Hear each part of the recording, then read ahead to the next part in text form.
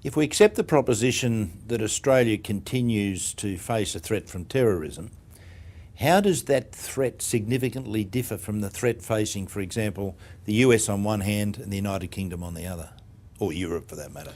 I think in regard to the United States, it's a different type of threat than it is from what we're seeing in Western Europe. So in the United States, generally speaking, the threats are coming from outside. There are very few homegrown terrorists there. In Western Europe, including the United Kingdom, the terrorist attacks have tended to come from within their own communities. So whether it's the IRA or Angry Brigade, and now more recently the Islamic terrorists, they've been far more domestically oriented. I think Australia, if it does have a threat of terrorism within its own borders, I think will probably come from people who have grown up within the Australian context rather than people coming in from outside and conducting raids. Do you agree with that, Clive? Well, yes, I think so. I would say that in the US's case that most of its problems have been brought about by its foreign policies, in particular its support for Israel, but also its policies in the Middle East and so on, which obviously many Muslims regard as being detrimental to Islam. The UK, I suppose, attracts attention from externals because of its deployments in support of the United States to Iraq and Afghanistan. But also, as Keith mentioned, it's got the internal issues as well, which in the past was, of course, the Irish Republicans, but now tends to be more perhaps Pakistan immigrant related in the UK. That's a real problem for them because so many British Pakistanis go back to Pakistan, and I think there's a number of, obviously, small minority of people within the community who are disaffected, and second generation people mainly. I think in Australia's case, if you look at the type of problems that we've had over the years since 9/11, only one case of somebody coming in to try and do something, which is Willie Brigitte. All the rest have been from immigrant communities, again, mainly second generation people, but from a variety of different backgrounds, mainly because of their concerns, again, about the threat to Islam. Given there's a lot of confusion in the public discussions about issues of terrorism, particularly as they affect Australia, and you both acknowledge the threat would come from homegrown terrorism, people need to understand that's different from sleepers, isn't it? Oh yeah, I think the sleeper issue is a bit of a furphy in the sense that you send someone into a country to carry out a raid. I don't think you're going to see that very much in this country. We're not on their radar screen in the same way that, say, Great Britain or the United States would be. So the use of sleepers, particularly, for example, coming in as asylum seekers, I wouldn't do that. If I wanted to carry out a raid in Australia, this is how I would do it. I'd send somebody in on a business visa. They'd stay at a good hotel, not top of the range, but a good hotel. They wouldn't leave any drugs or alcohol in their waste paper baskets. They wouldn't try to bring prostitutes back to their room. They'd treat the staff well, but not overly generously. They wouldn't take taxis from outside the hotel. They'd take them from passing roads. They wouldn't make phone calls relating to their mission from their hotel telephone. That use a public call box, yes. Right? So at the end of the raid, or whatever the mission is, and you've left the country, you've left very few footprints, so to speak, because the staff would say, oh yeah, we saw the guy here, but he didn't cause any fuss for us. So in fact, that's how I would conduct a raid if I wanted to conduct a raid in Australia. The idea that somehow you can plant people in this country, and then years later, or months later, they're going to be conducting operations because they've come in as illegal immigrants or whatever. I just don't think that would work. Yeah. You haven't seen any evidence of that, have you? The only groups that really have shown an interest, I think, in establishing sleepers in Australia are Al-Qaeda and Lashkar-e-Taiba, and they haven't shown an interest in that for some years. You might remember the case of Jack Roach and Jack Thomas. I think in both those cases there was a thought that they could become sleepers.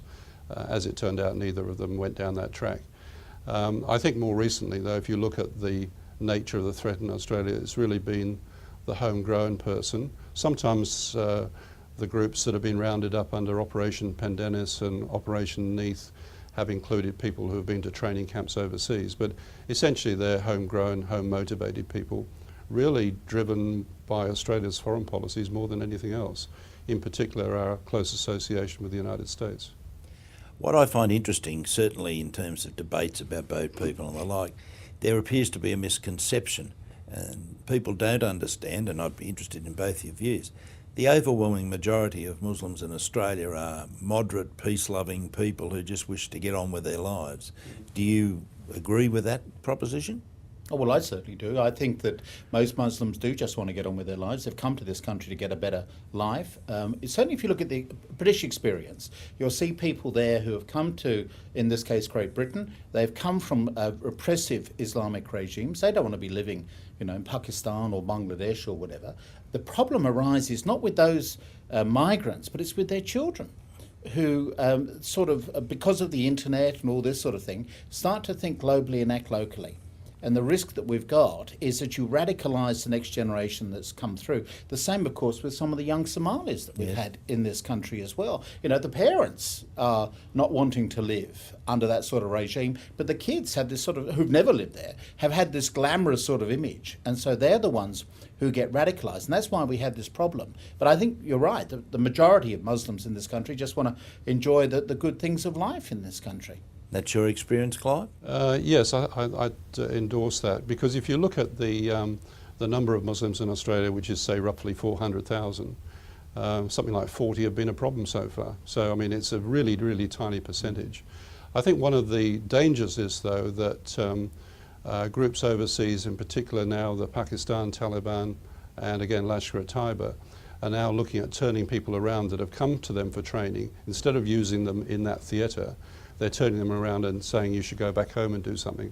And we saw that with Faisal Shahzad in New York, for example. He had gone to Pakistan to offer his services to the Pakistan Taliban, and they said, no, we'll give you a bit of training. You go back to America and cause problems there. That would be better for us. Would you agree that the way I see it, the biggest problem we've got about the interaction of members of Muslim Australians and non-Muslim Australians is the non-Muslim Australians who, through ignorance or whatever, form these views or have their views formed for them and simply do not understand both what the Muslim religion is about, Islamic religion, and what the majority of these people are like. Do you have that same feeling or experience? Well, I think probably what is certainly required is for Australians to learn more about Islam. One of the things that's really shocked me is the number of people who say, well, they are violent because of the Quran, and they therefore use the Quran as a way of trying to interpret what's going on in the world. Well, that makes as much sense as saying, well, George Bush, Tony Blair, John Howard, Kevin Rudd, etc., are all Christian. If I read the Bible, can I understand their foreign policy? Of course you can't. And it's the same really with the Quran. What we need is more education about what the Quran is about, and to make Australians more aware of the fact, for example, 1,000 years ago, the Islamic world was the leader in many of the science, astronomy, mathematics, etc. My TV station, Channel 7, that's an Islamic number. There's a tremendous contribution that Muslims have made, and I think we ought to be trying to educate fellow Australians on some of that, but not through government publicity campaigns. No. Give it through non-governmental organisations. Clive, your view?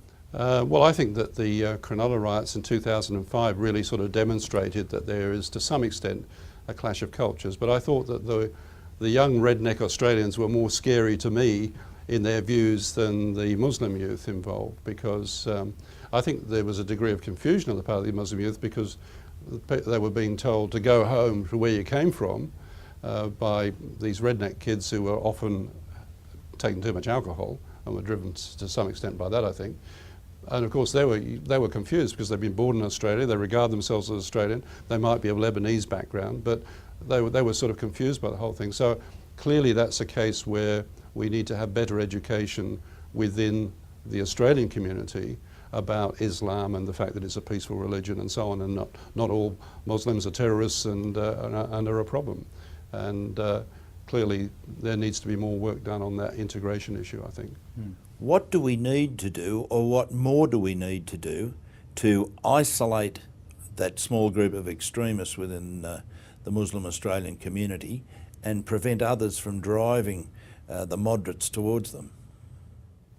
Well, I think that clearly it's a matter of education within the communities, that if there are individuals that are going to cause a problem, then it's in their interest really to work with the government in terms of doing something about that. We have the hotline so people can actually provide anonymous advice to government that there may be individuals that are perhaps meeting off off the mosque sites and so on, because most of the activity doesn't happen at mainstream mosques where the moderate activity predominates. It's a small group, usually maybe 4 people, who decide they're going to go and have meetings in a house or somewhere else. And so very often the community will know about that.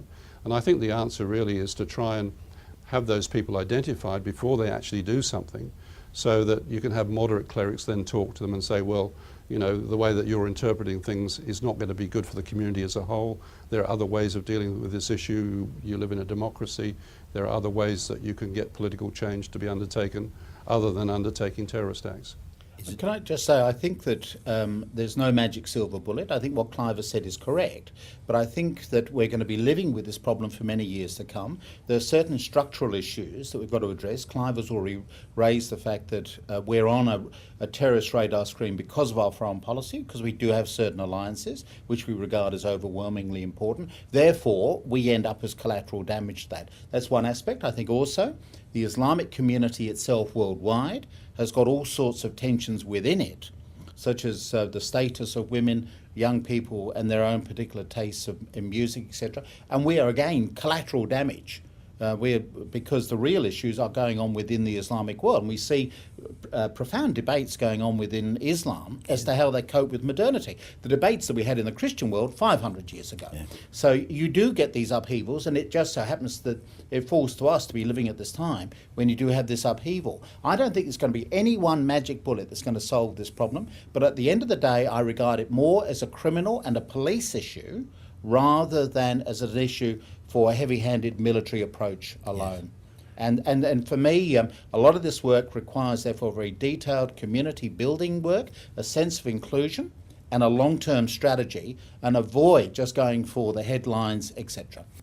Would it be fair to say then that in this war, that's a dreadful expression, that the weaponry is knowledge, it's education, and as you say, it's social inclusion? They're the things that are going to have the greatest impact on the future national security, and that's why those are the sorts of things that are studied and contemplated at centres such as ours. Absolutely, and I think it emphasises the importance of centres such as PICT. And as H.G. Wells said, life is always a race between education and disaster. Therefore, we should be doing more for education in this area. Clive? Well, I think that education can preempt the problems and mean that we don't ever have the problems. We don't want to be in a position of having something happen in Australia which is going to divide the community, or where we have to clean up the mess afterwards. And I think education is extremely important in that area. So whoever said knowledge is power was right. Absolutely. Absolutely. And in particular, we want to make people more aware of the role of the media in all of this, because remember, the role of the media is to divide the nation and multiply the ratings. And so what we want are more critical consumers of what they see in the media each day, and therefore education is very important for that. Thank you both. Thank you.